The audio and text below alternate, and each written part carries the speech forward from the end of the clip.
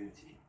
And another thing I've been doing is I designed the world's best 3D planetarium in Taiwan.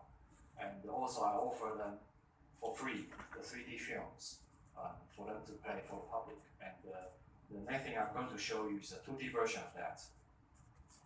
Is it possible to turn these slides off also?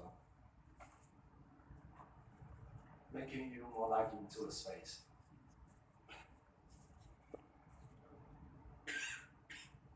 Yeah, you can turn everything off if possible. Okay, anyway, I just tell you. So we started the journey from Taipei, Taiwan, and moving farther and farther away.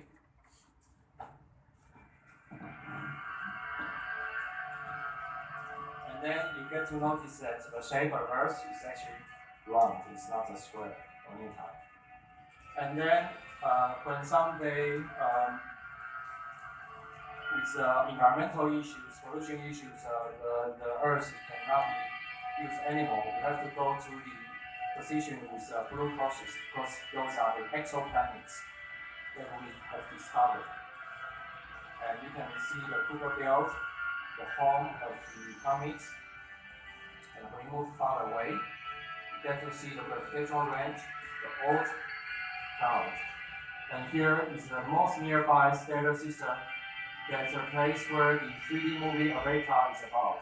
It's only 4.2, 4.4 light years away from the Earth. And when you move farther away, you get to notice that all the constellations, all the Greek gods, they are actually our neighbors. They are not really that far away. We are neighbors living in the same spiral arm. It's called Orion arm of the galaxy. It's very short, it's only this kind of bit. And we actually don't get to see all the other stars. The more than 20 million stars. We see them like a vague kind of a Milky Way. And this region is the so-called dark matter. And when you move farther away, continuing your journey, you get to see all the dots representing the galaxies. So each dot is a galaxy. It's not really a star. So in total, we get to see nearly 1 million galaxies here. And each galaxy contains at least 10 billion stars. That's all the stars we have seen using our telescopes. And when you move up farther away, you get to reach the beginning of space-time, because it takes time for the signal to come to the Earth. So when you see the distant universe, you are actually seeing the universe that is distant in time. So this so-called cosmic microwave background winning of the Nobel Prize in 2006. So for the next moment, you can imagine yourself as photons coming from the beginning of space-time, traveling through the space, spending 14 billion years to reach the galaxy, seeing the Greek dots, flying through the constellations, and then see the solar system. Then you see the sun.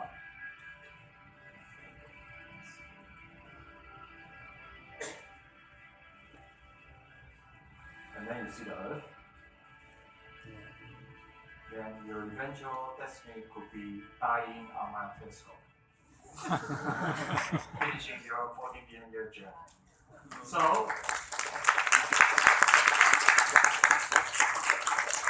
what I want to say is that compared with the universe, we are no more than a tiny bit of protein.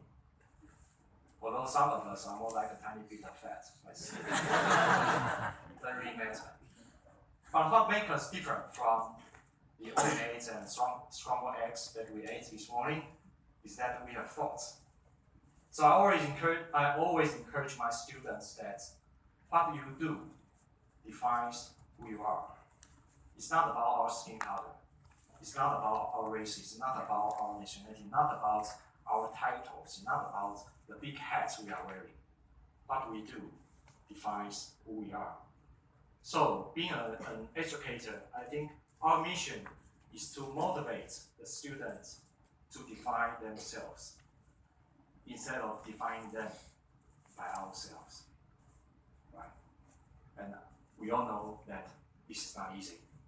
And I think that's why we are having this meeting gathering here to discuss how to do that, to motivate the student to find themselves. Because teaching physics is not really about knowledge, it's really about the methodology, the process. It's more important than the contents of the curriculum. Okay, thank you, Mark.